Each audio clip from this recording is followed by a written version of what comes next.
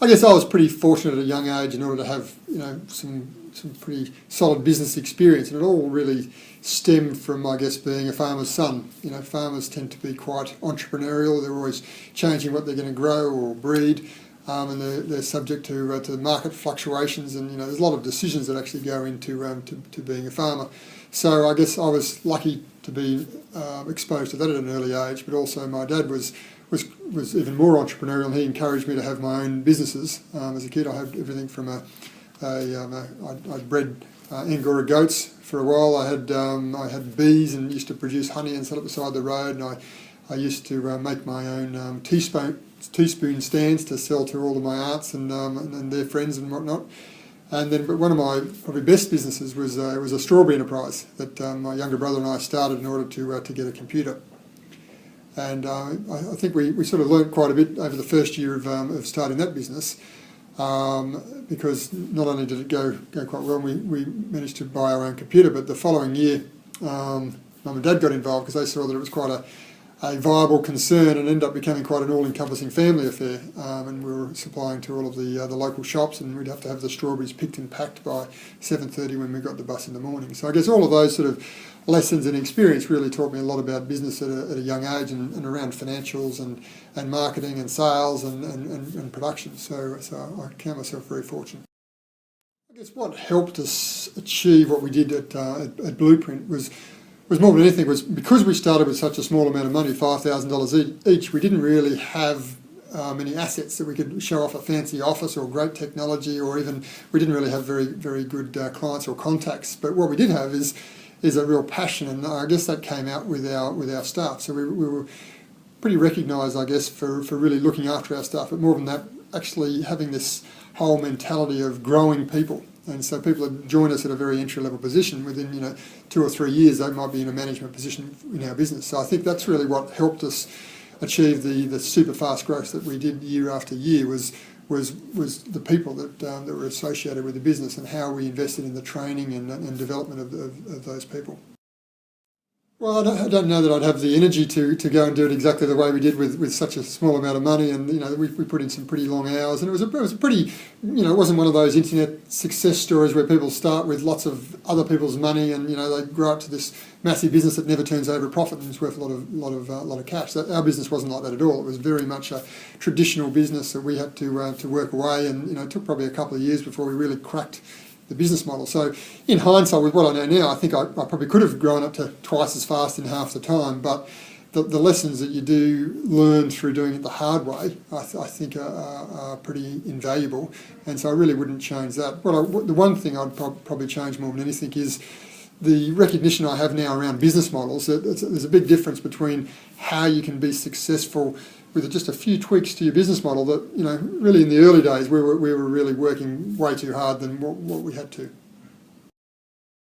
I guess what inspired me to be an entrepreneur was those early years.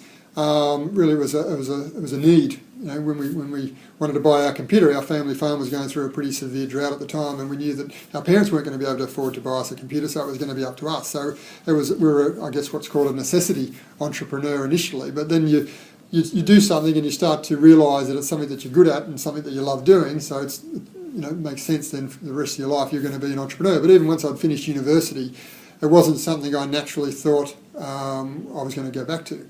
I really saw myself climbing the corporate ladder, and I started off in a company that did that, and I worked for 3 years and achieved a management position until I realised that working for someone else, you're really never building that much equity, or even though your income's going up, you're still spending as much as you're earning. So I wanted to do something a little bit different. And that's really the catalyst to go back into starting my own business, is a realisation that I could spend another 40 years working at a corporate, but it was never going to be the same as what I could achieve working for myself. Well, I guess the catalyst for me for starting up my own foundation to inspire the next generation of entrepreneurs, what we call Club Kidpreneur, came about 2 ways really. Well, first of all, of course, was my experience as a kid, and I see my friends and my family's kids of a similar age that they're not getting involved in running their own business. Their extracurricular activities so regimented and they're so busy, and also there's a little bit of lack of initiative in this new generation. They sort of sit back for the parents to tell them what to do, and that's not very entrepreneurial, of course. So I really wanted to make a change around that. And the other thing that I wanted to change is this sense of failure. You know, whilst I had 8 businesses before I left school and another 2 at university, not all of those businesses were successful. And that early failure I got, I think, stood me in good stead for when I later got into business. If the first businesses I was ever in was at the age of 25, I think I would have struggled more than we actually did. But the idea itself came from when I was in Africa.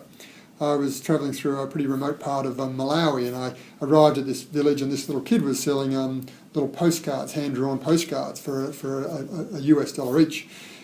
And you buy one of the postcards, and it's a little sunset with some palm trees, and you think that's pretty cool. And back in those days in Malawi, that was a highway robbery, because $1 would buy 300 bananas, and all of his family would be banana farmers. So he was the richest kid not only kid, richest person in the whole village.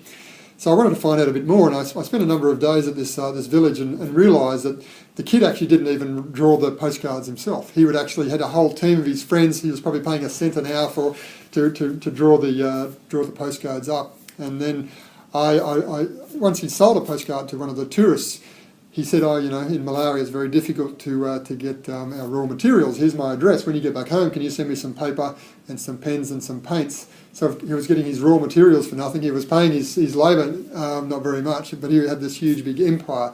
So I thought it was very entrepreneurial, and I thought there's some amazing things that our next generation of kids can learn off the third world, and vice versa. So I've had this huge passion to marry those two things together, and that's really how Club Kidpreneur started. So firstly, Sir Richard Branson, I guess, was really the catalyst for me getting back into business. After being in the corporate world for 3 years, I then decided I was going to backpack around the world, and I was travelling around the world for 12 months, and I found myself climbing Mount Kilimanjaro. And whilst climbing it, I met this fellow Brit who was a similar sort of entrepreneurial thinking type of guy, but I was halfway up this mountain and I had altitude sickness pretty bad, and he hands me Richard Branson's biography to try and keep me motivated. So reading it overnight, I set myself a goal that if I got to the top of Mount Kilimanjaro, I'd be a millionaire before I was 30. So that's really what got me started into setting that goal, and then saying, okay, the only way I'm going to get there is if I start my own business. But if you then fast track, after probably a couple of years after we sold our business, I was involved in a lot of really what you'd call social enterprises, how to use commerce to do good things rather than charity, which is traditionally just put your hand out and get a donation. Social enterprise is all about how do you actually start a business where a lot or all of the profits go to a good cause. And I'd been involved in this one social enterprise called One Water, where we sell a bottle of water and 100% of the profits found play pumps in Africa. And to date, we've raised over $8 million for these things in Africa, which is pretty cool. Well, Richard found out about the initiative we were working on, and he thought it was really going to be the future of philanthropy, if you like. So he decided to get 20 entrepreneurs from around the world to attend a brainstorm really on his private island in the Caribbean, Necker Island. And Duncan Goose, the founder of One Water, unfortunately was having a baby that week, so I was the chairman in Australia, and I got to go in his place, so to meet my hero, which was pretty amazing. But during that time, I think I had a real meeting of the minds with Sir Richard. I guess he saw a little bit of himself in me and some of the things that I was involved in, but more particularly, he was really interested in the training initiatives that I was working with kids and with adults, and he shared with me he'd founded an initiative in South Africa called the Branson Centre for Entrepreneurship, and he saw an opportunity for me to take some of my curriculum and hopefully help these South African entrepreneurs be more successful. And over the course of the last 3 years, I've been involved in the Branson Centre, and proud to say that some of their curriculum is based on my IP.